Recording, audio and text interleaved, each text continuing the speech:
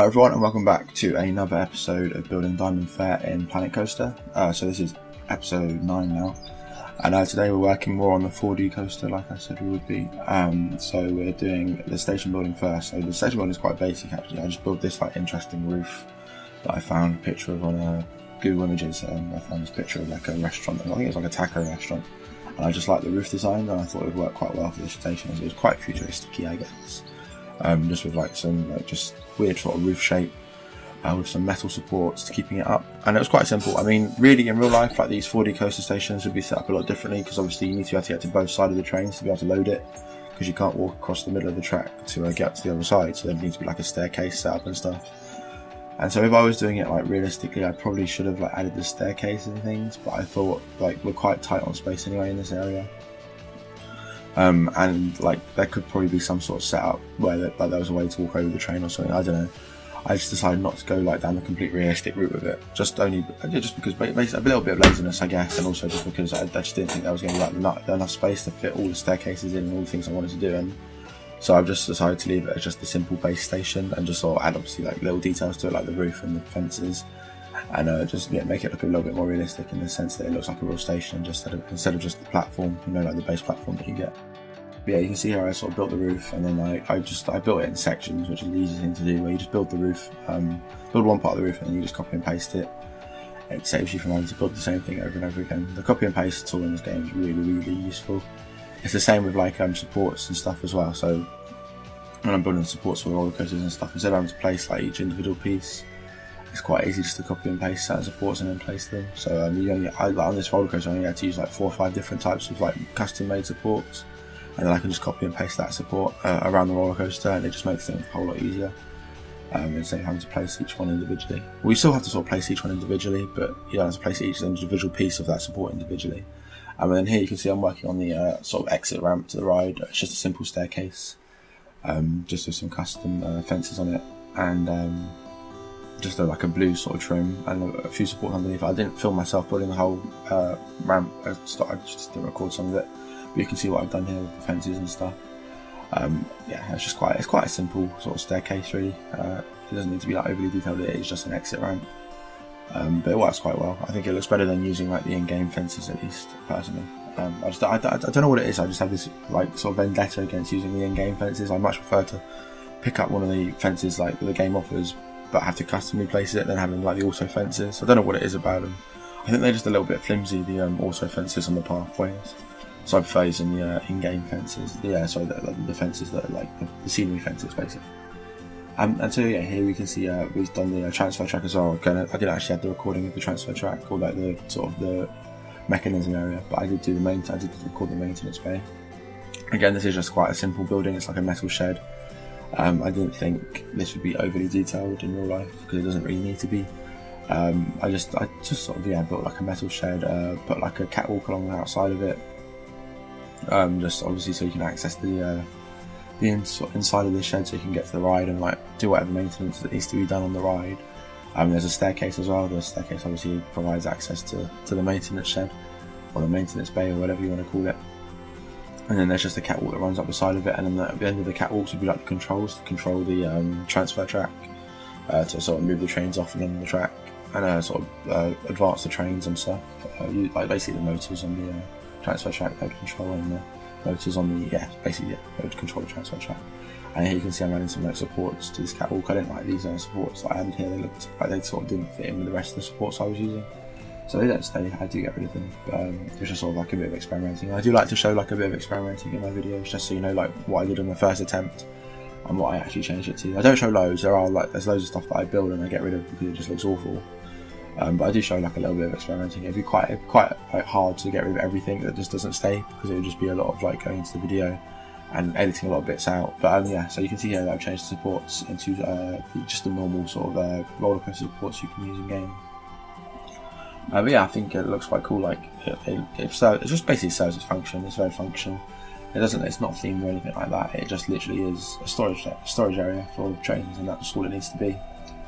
And we just had the roof as well. I always use a scenery piece for the roof. I just like how thin it is compared to like, the actual roof pieces they give you in game. They're a bit too thick, so it's better to use it. And also like there's more flexibility of the sort of square scenery piece. colourable piece. And then so we had some more fences and stuff around. I changed the fences over in this area to see-through fences, so you can actually see what's going on. So it all being blocked off, I just think it looks a little bit better than the sort of view being blocked off of the ride from that part, because it's quite an interactive area of the ride. So I've changed all those fences to see-through ones, and then these ones are like covered up just because you don't really need to see like the backstage areas. And you can see I detailed the backstage a little bit just to make it look a little bit nicer underneath the transfer track. Just had some bushes and stuff and some trees. But so we then work on the queue line as well. The queue line doesn't get finished in this episode. That's a work in progress, but we sort of get the idea of what it's going to look like, the layout of it done. It just sort of interacts with the ride again. I just feel like it's quite cool to have the queue line like just sort of placed underneath the ride. So as you're walking through the queue line, you just see more and more of the ride. You see people on the ride. You can get more excited about the ride. So that's like the point of the queue line being where it is, just sort of like underneath the ride, just so you can look up.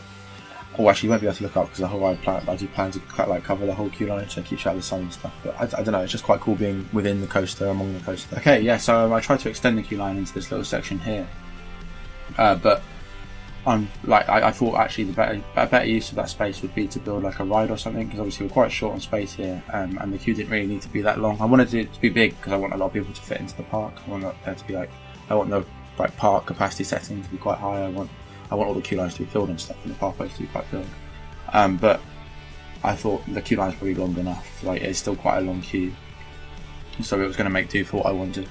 I just sort of shortened it a little bit and left that space there to potentially add like another ride in, like a flat ride or something. And you can see here that again I'm just adding more sort of trims and stuff to the queue house.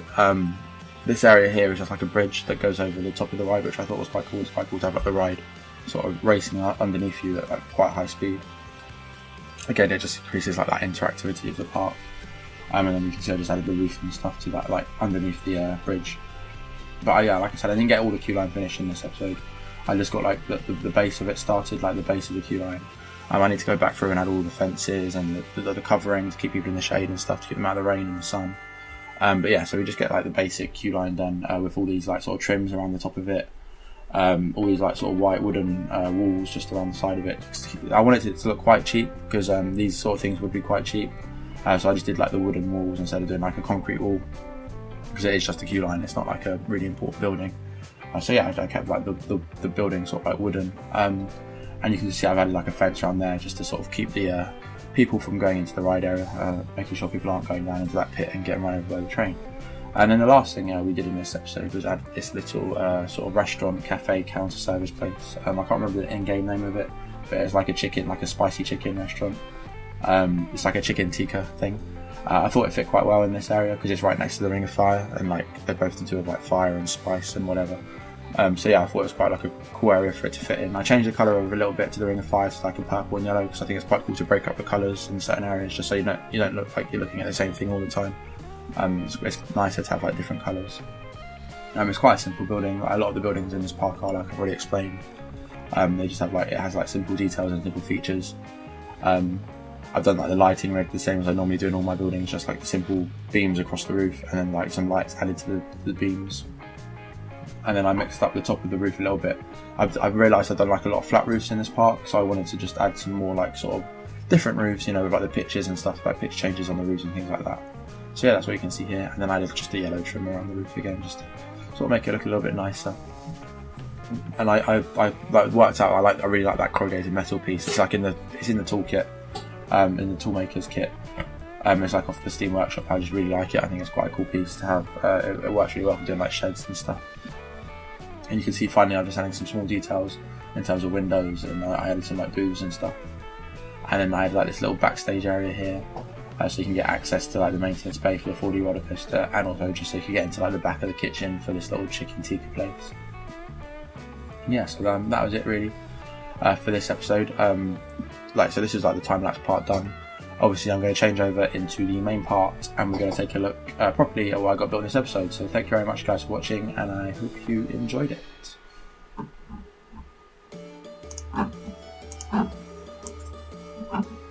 Okay, so let's have a little look around at what we got built in this episode. We worked on just the 4D coaster, and we didn't get loads done. It was a bit of a shorter episode. We didn't get as much done as we tried to get done normally.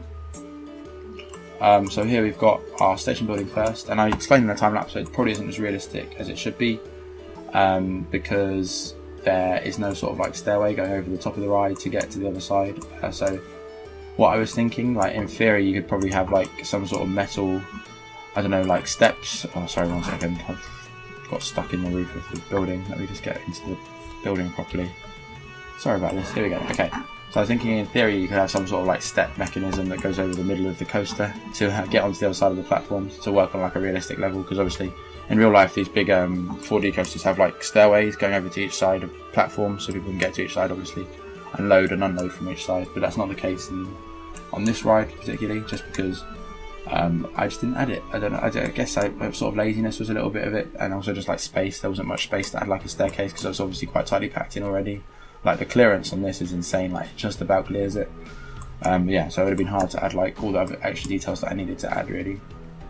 But I still think the station was quite cool. I like the roof and stuff.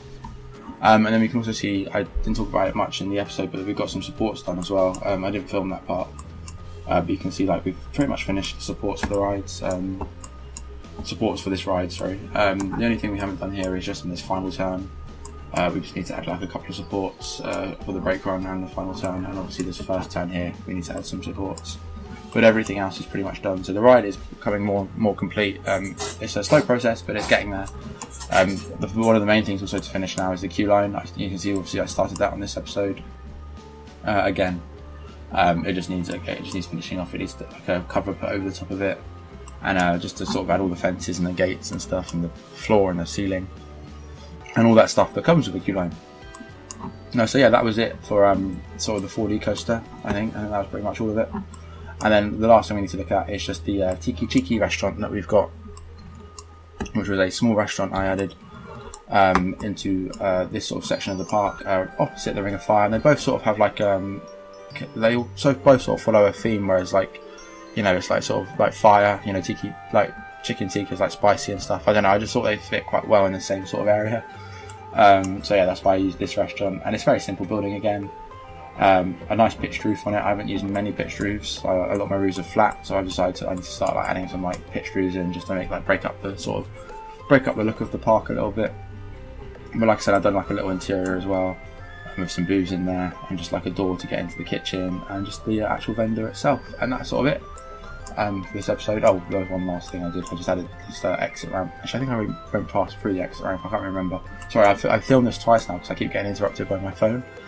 So I've had to go back and film this, so I can't actually remember what I've talked about and what I haven't talked about. But yeah, I think that pretty much covers all of this episode. Like I said, it wasn't a massive one, but progress is like ongoing. Obviously, we're still going strong with this park.